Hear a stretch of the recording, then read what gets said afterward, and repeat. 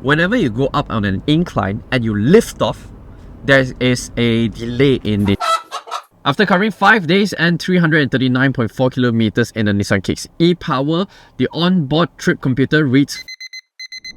Hello everybody, this is Adrian from WapCar.my and I'm all about the details. Welcome to Phuket and welcome to my rental, the Nissan Kicks e-Power, which is set to be launched in Malaysia with an estimated pricing of under 130,000 ringgit. Today, I'm going to do a loop around Phuket Island, and in today's video, I'm going to show you why the Nissan Kicks e-Power is my favorite powertrain in any car, period. Light me up, yeah, you handle me so carelessly. Will you take my hand like a true believer? So just arrived at the second beach of the day. This is Yanui Beach, a little bit down south of Phuket town. The Nissan Kicks perform flawlessly. Now, let's start off with a quick walk around the car. So I think that the Nissan Kicks is actually quite a handsome looking SUV. I had loved the V-Motion front grille, the LED headlights, the 17-inch alloys, as well as the roof rails that makes it a little bit kind of rugged, utilitarian. So there are two variants of the Nissan Kicks available in Malaysia, and the differences are some of the key features and specs such as the wheel sizes, the 360-degree camera, and so on and so forth. The Nissan Kicks is actually a B-segment SUV, so it's going to compete against the likes of the Honda HR-V, the Mazda CX-3, the Subaru XV. Now over to the boot. I find that the boot is actually quite practical and spacious. So what you can see here is that it's very wide, the wheel arches are not as protruding, so it's very easy for you to load very large items in here. As well as the boot floor is actually quite low, so you can get more items back here. 60/40 folding rear seats if you need to get larger items. No, underneath here, there's no space saver spare wheel, just a tire repair kit, and that's where the 12-volt battery sits. Now, in Malaysia, there's gonna be a cover. This one, the rental car, I think they've removed the cover, afraid of people stealing it, but there will be a tonneau cover back here. This is actually quite a practical boot space.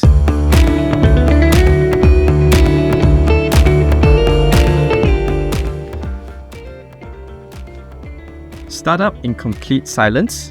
The engine will kickstart depending on the energy, the battery levels. So right now I have about 80%, about 3 bars of battery, which is why the engine is just quiet. Now, this is the interior of the Nissan Kicks. A lot of people say that it's very simple, it's very uninspiring because the newer cars have all the floating touchscreens, have vivid displays. Inside the Nissan Kicks, there's only a half semi-digital instrument cluster, so half of it is panel, and this one is a analog speedometer. Over to the center, this is the Nissan Connect system that supports 360-degree camera, has Apple CarPlay and Android Auto, as well as connected to a 6-speaker setup in Malaysia. This interior is what you see, is what you get in Malaysia as well. Now, this aircon panel looks quite simple, but something that I really appreciate, which is these kind of rotary knobs for the temperature controls and fan speed. So having a rotary control, you're able to very quickly adjust the temperature, the degrees very, very quickly. I think that's something that you don't see very often. Now, over here, this is the center here. You have your electric parking brake, auto hold, drive mode selector, your EV mode, push start button, and this is the gear lever.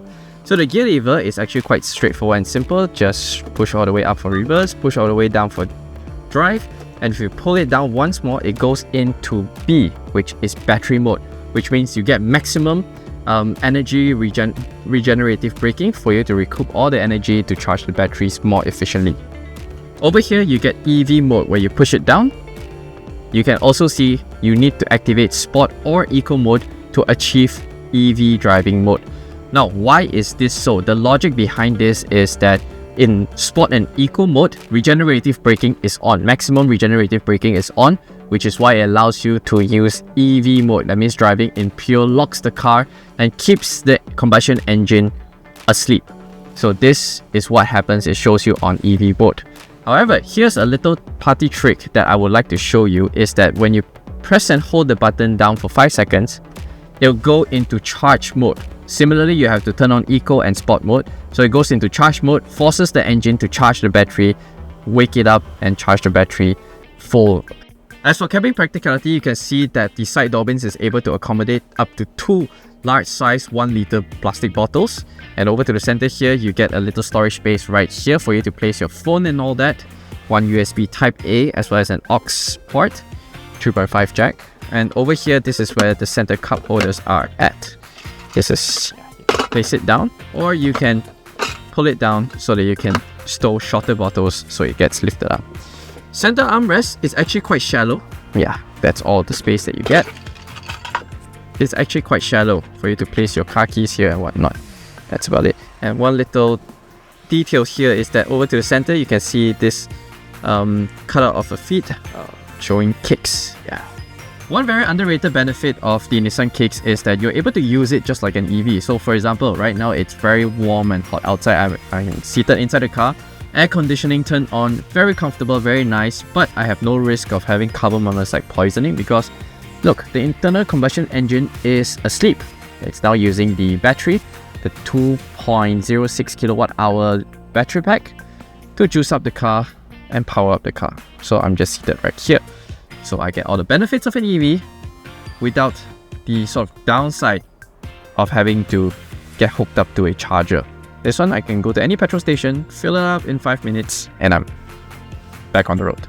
Yeah. Seated in the back seats of the Nissan Kicks e-Power, I have the front seat adjusted to my usual driving position and I'm 175 cm tall. I have about 1.5 tennis balls worth of knee room. Space in the footwell is plenty. I'm able to comfortably slot my feet underneath the front seat for a more comfortable sitting position. I have about 1 tennis ball's worth of headroom. So it's not the best in class. However, I still feel quite comfortable because I'm able to adjust the headrest. Amenities in here, 2 back pockets, 2 USB charging ports, no rear air vents, and no center armrest, and you can't recline the rear seats. So yeah, the back seats here.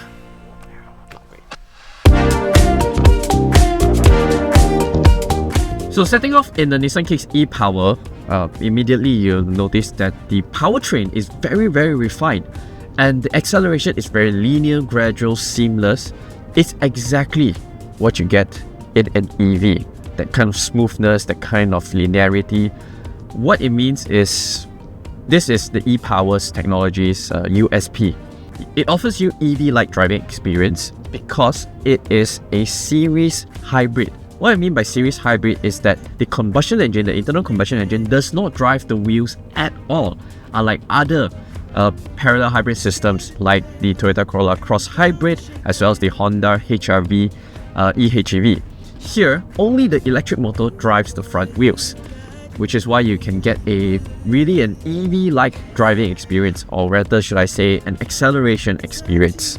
The internal combustion engine will just go to sleep when the battery has enough charge, which is what's happening right now. So the internal combustion engine is completely quiet. However, if ever you need extra juice, or it's low on juice, you want extra power, you go on full throttle, that's when the internal combustion engine will wake up to power and charge up the batteries. Now, what I love about this e-Power system is that whenever the internal combustion engine wakes up, it only revs at very certain RPMs.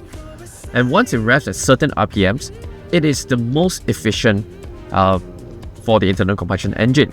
So for example, let's say it's on low mode and low RPMs, it just stays there at 2,200 or 2,300 RPMs, and it just stays there, gives you enough charge to power up the battery. However, if you go on full beans, the engine will rev at a much higher RPM. Yes, much higher RPM, but it doesn't do that revving sound like what you get in other hybrid systems, whereby the engine is moving at infinite ratios. So this one, it just locks at where the engine is most efficient.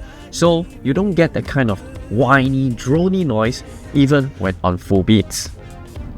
And I think that the Nissan Kicks e-Power is perfect for these kind of urban settings. I'm just pouting around in town, around Phuket, and it's just quiet, refined, it's EV-like driving experience.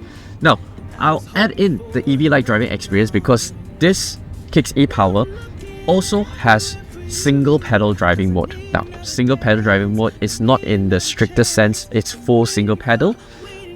That's because it doesn't come to a complete stop, unlike EVs. So single pedal, the term they use it very loosely. In the Kicks e-Power, whenever you lift off, it'll do a very strong regenerative braking, similar to what you get in an EV. So for example, right now I am on uphill and I lift off. You can see that there's a retardation. Now speaking of single pedal driving, this helps with, sort of freeing up your leg from switching between the brakes and accelerator pedal. However, if you're afraid, you don't want single pedal driving, you're not a fan of that kind of strong engine recuperation, that's fine. Just go into normal drive mode and you lift off. It's like what you get in a regular non-hybrid car. You lift off and it still coasts like a regular car. There's also another way to activate maximum energy recuperation. Let's say you're in normal mode, is by pulling the gear lever down once into B mode. Yeah, that's about it. Now, something that I really like about this powertrain, especially on these sort of slopes and highways, you know how, let's say you get a normal 1.5 litre NA engine or 2 litre NA engine, CVT gearbox, whatever gearbox. Whenever you go up on an incline and you lift off, there is a delay in the transmission. There's a delay in the powertrain whenever you get back on its power. That's very fair for a internal combustion engine. Non-turbo, turbo, that will be a delay. However, if this Kicks e-Power, because it only runs on electric motors, you get 280 Newton meters of torque uphill. Immediately it goes. There's no delay, there's no waiting, there's no struggling or hunting for gears. Effortless. So I think this e-Power, if you're just pouting around in the city, you want something that's very comfortable, easy to drive, this is the powertrain to go for. I'm now driving downhill in normal mode. I have the transmission switched down into B, so I get maximum energy recuperation. So the moment I lift off, the car will just slow down for me. It's a very, if you're used to this kind of sort of single pedal driving, EV-like driving experience, you can, just cruise uphill and downhill without even having to use the brake pedals. So I'm gonna save very much on brake replacement. And as for handling, the Nissan Kicks e-Power, I will place it in between a Honda HR-V and Mazda CX-3, meaning it's dynamic, it's agile, but it's not as sharp or as accurate as what you get in the CX-3. Yet it doesn't, kind of flow around corners or be more comfort-oriented as the HR-V. So it strikes a very good balance if you enjoy something that is something that's a little bit sportier but not too extreme, something that's comfortable but not too soft. So this strikes a very good balance between the cars within the segment. So this is the middle ground. You would say that the handling, you feel that it's a bit roly-poly-oly when you really pitch it into the corner. That's because this car is not meant to be pitched into corners. It's meant to flow around. And the Nissan Kicks e-Power actually has a slightly lower center of gravity, that thanks to the lithium-ion battery pack that's placed behind. So everything just feels a little bit hunkered down compared to a regular ICE model, a pure ICE model. Now, suspension pliancy, it's actually extremely comfortable. But it doesn't come to me as a surprise because Nissan models has always been, very good with their suspension comfort, especially when you're going over this kind of like undulations, expansion joints, or even all the speed stripes. It gets a very composed, very supple way of going over all these undulations. Like for example, those are speed stripes. Very comfortable. So if comfort is your thing, I think that the Nissan Kicks e-Power, it's one of the most comfortable B-segment SUVs money can buy. After covering 5 days and 339.4 kilometers in the Nissan Kicks e-Power, the onboard trip computer reads 5.5 liters per 100 kilometers on average fuel consumption. And having to spend a few days in Phuket with the Nissan Kicks e-Power, something that I noticed is that this is a rental car, right? With 52,000 plus kilometers on the clock. Rental cars, we know that they don't live the best life, right? However, what I noticed is that all the panels, the dashboard, everything is just very well screwed together. There's no rattles, there's no feeling of the cars breaking apart. I've done a lot of rentals in my life, and some rentals, even with half the mileage, will feel like it's breaking apart already. This one is a very solid build, and I can attest to the build quality of the Nissan Kicks e-Power. I'm actually very, very impressed. Overall impressions of the Nissan Kicks e-Power after spending 5 days driving it here in Phuket, I think this is an incredibly impressive product. It's going to be well worth the wait for those who are looking for a fuel-efficient, refined, comfortable, straightforward, easy to drive SUV. It checks all the right boxes. I think it's quite a handsome looking car.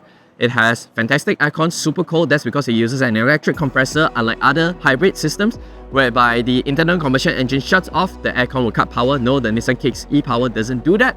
There's a spacious boot, 423 litres, enough for all your needs. Comfortable suspension, refined ride, incredibly smooth, linear driving experience from the e-Power powertrain. I think this is going to be a really, really good option, but it's going to be a difficult option to convince consumers, especially yourself. If you don't spend enough time driving it, you really have to spend extended amounts of time in the Nissan Kicks e-Power to appreciate what it is built for. Now, let me know in the comment section below, what do you think of the price tag of under 130,000 ringgit? Would you pick this or the other competitors? As always, thanks for watching. We hope you enjoyed this video. Make sure to subscribe to our YouTube channel for more videos like this. My name is Adrian, and I'll see you guys in the next one. Bye-bye.